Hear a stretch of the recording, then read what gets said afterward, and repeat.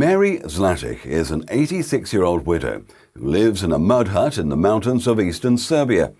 She has for the last 5 years lived there using only a small pension from the Australian government, around $100 a month, as well as handouts from her kindly neighbours.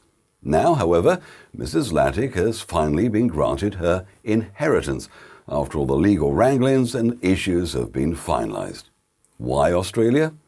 Well, Mrs. Slatic has dual citizenship since moving to Oz in the 1960s.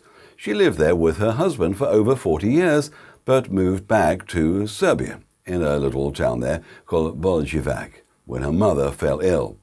She never returned to Australia, even though she had property and assets there. When her husband died in 2011, there were questions as to whether Mrs. Zlatic could inherit his assets, all or some of them.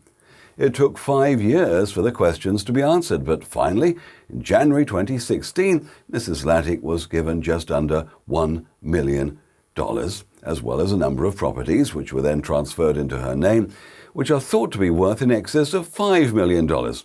And what is Mrs. Zlatic going to do with her newfound wealth now that she's a millionaire? Although she is reluctant to speak about her windfall, Neighbours says she's already paid everyone back whoever lent her any money. Will she move? Her neighbours say no. Mrs. Zlatic will continue to live in her small mud hut, despite the money.